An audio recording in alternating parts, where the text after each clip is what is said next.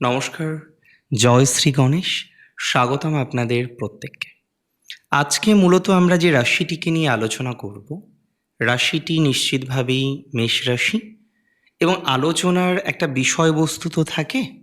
আজকে মূলত আমরা আলোচনা করব পুনর্বসু নক্ষত্রে দেবগুরু বৃহস্পতি তার বক্র থেকে মার্গী হওয়ার পরে অবস্থান করা এবং এই কম্বিনেশন শুধুমাত্র মিথুনকে পাথেয় করে নয়, কারণ আমরা ২রা জুন পর্যন্ত মিথুন রাশিতে বৃহস্পতিকে দেখলেও তারপরে কিন্তু কর্কটে বৃহস্পতিকে দেখতে পাবো, কিন্তু পুনর্বসুতেই থাকবে। তাহলে প্রায় ১৮ই জুন পর্যন্ত একটা সুন্দর ট্রানজিট, আমি বলবো এবছরের যতগুলি ট্রানজিট আছে, যতগুলি গ্রহ সঞ্চার আমরা দেখতে পারব, তার থেকে অন্যতম শুভ সঞ্চার হচ্ছে পুনর্বসুতে বৃহস্পতির অবস্থান। অত্যন্ত শুভ একটি সমন্বয়, যে সমন্বয় আপনার জীবন চক্রে নানাবিধ বিষয়ে পরিবর্তন আনতে সক্ষম। তাহলে খুব দায়িত্ব নিয়ে আপনাদের জানাতে চাইবো, বা দায়িত্ব নিয়ে আপনাদের জানাচ্ছি, মেষ রাশির জাতক জাতিকাদের জন্য পুনর্বসুতে বৃহস্পতির অবস্থান প্র্যাকটিক্যালি সেই বিশ্বজয়ের সমান। কারণ প্রথমত একটা কথা মাথায় রাখবেন, বৃহস্পতি এই সময় খুব স্ট্রং, মার্গী গতিতে সবে সবে তার আসা, এবং তার নিজের নক্ষত্র পুনর্বসু বৃহস্পতির নক্ষত্র। এই নক্ষত্রের যদি আপনি প্রতীক দেখেন তাহলে দেখবেন তুন। তুন কি? তুন হচ্ছে তীর রাখার জন্য যে বিশেষ দ্রব্য রাখা হয়, বিশেষ যে আধার রাখা হয়, সেটা তুন, যার মধ্যে তীর থাকে। তীরন্দাজ তিনি তুন থেকে তীর বের করেন এবং তীর চালনা করেন, স্বাভাবিক একটা ম্যাটার। পুনর্বসু শব্দটাকে আপনি যদি বারবার আওড়ান, দেখবেন পুনর্বসু, পুনরায় বাস করা, বিভিন্ন রকম বিষয়গুলো চলে আসে। একদমই তাই। পুনঃ মানে এগেন, আবার। পুনর্বসু নক্ষত্রের দেবতা হলেন মাতা অদিতি, যিনি দেবতাদের মাতা। প্রচুর পজিটিভিটি এই নক্ষত্রটির মধ্যে। এই নক্ষত্রটিতে বৃহস্পতির অবস্থান মেষ রাশির জাতক জাতিকাদের জীবনচক্রে একটা নতুন বা অনন্য মাত্রা যোগ করতে চলেছে, যার মধ্যে প্রথমেই বলবো পরিবর্তন। এখানে আপনার লোকেশন, বাসভূমি, সেটা কিন্তু চেঞ্জ হতে পারে। পুনরায় লোকেশন কিন্তু চেঞ্জ হতে পারে। আপনি বর্তমানে যে স্থানে আছেন সেই স্থান থেকে অন্য কোনো স্থানে গমন করলেন, বর্তমানে যেখানে আপনি কন্টিনিউ করছেন সেই জায়গা থেকে অন্য জায়গায় একটা চলে যাওয়ার টেন্ডেন্সি বা যাওয়ার পরিকল্পনা তৈরি হতে পারে। অর্থাৎ কোনো না কোনোভাবে আমি খুব শিওরিটি নিয়ে আপনাকে জানাতে চাইব, এই ট্রানজিট দেখুন, তৃতীয় এবং চতুর্থ।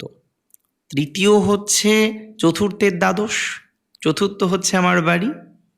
তাহলে তৃতীয় হচ্ছে বাড়ির পরিবর্তন, জায়গার পরিবর্তন, ছোটোখাটো ট্রাভেল, একটা চেঞ্জ।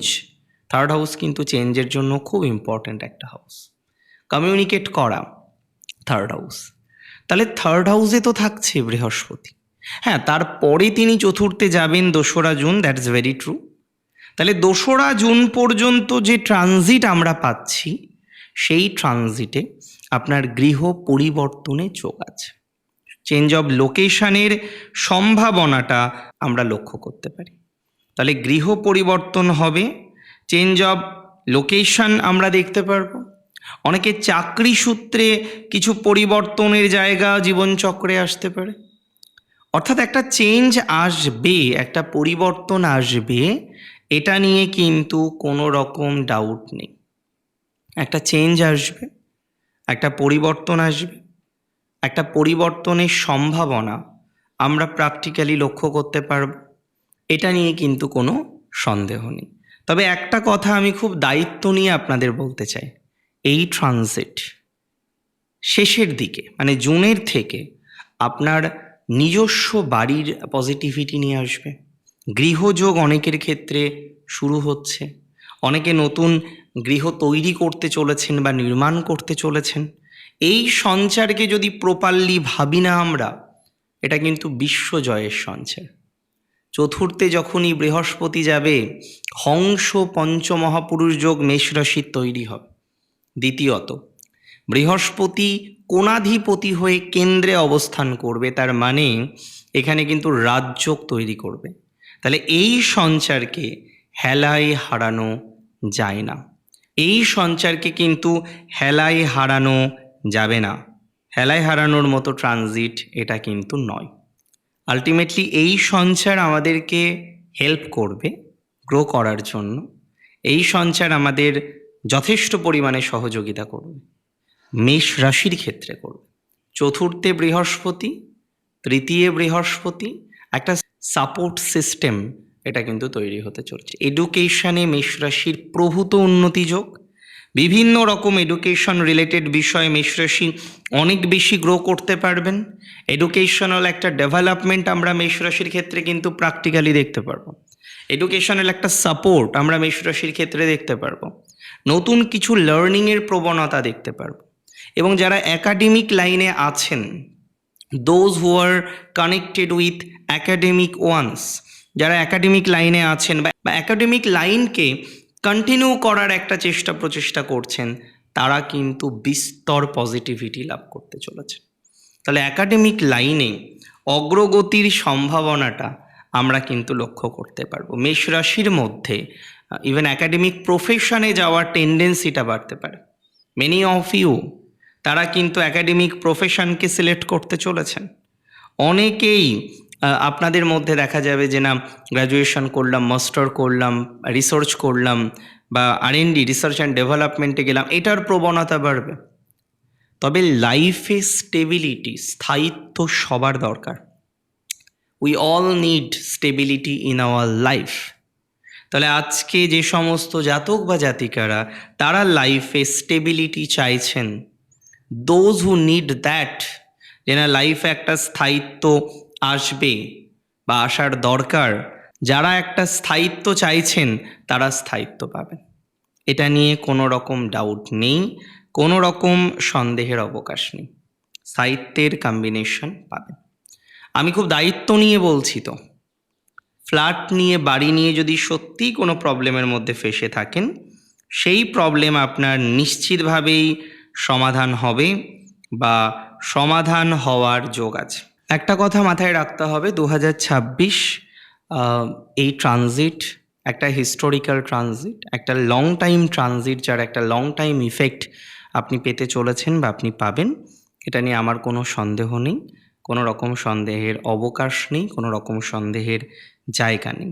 এবং আমি প্র্যাকটিক্যালি আপনাদের কাছে এটাই বলবো, যদি ভাবা যায় বিশ্বজয় করা যায়, এটা নিয়ে কোনো সন্দেহ থাকে না।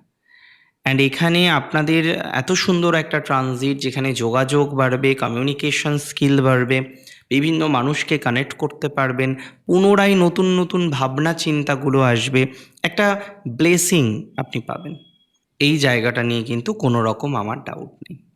আমি বিশ্বাস করি, আমি প্র্যাকটিক্যালি মনে করি যে ঠিক আছে, টাইম আপস অ্যান্ড ডাউন সবার লাইফে হতে পারে, ঘটনার পরিবর্তন সবার লাইফে হতে পারে, কিন্তু সঠিক পরিবর্তন হোক, সঠিকভাবে ওই যে পুনরায় এগেন অ্যান্ড এগেন, পুনর্বসুর পুনঃ, সেটা যেন পুনরায় ঝামেলা না হয়, আর হবে না।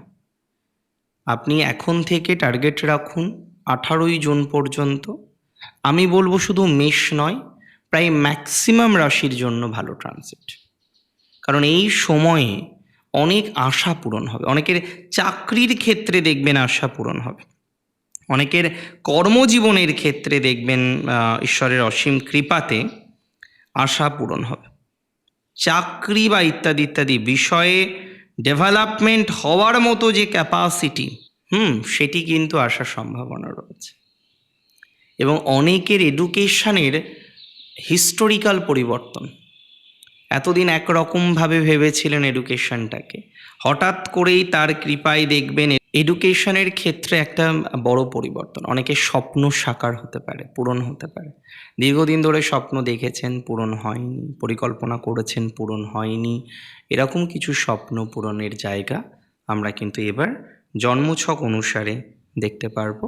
That's for very very very very very sure. অনেক ভালো থাকুন আপনারা, সুস্থ থাকুন, স্বাভাবিক থাকুন। জয় শ্রী গণেশ।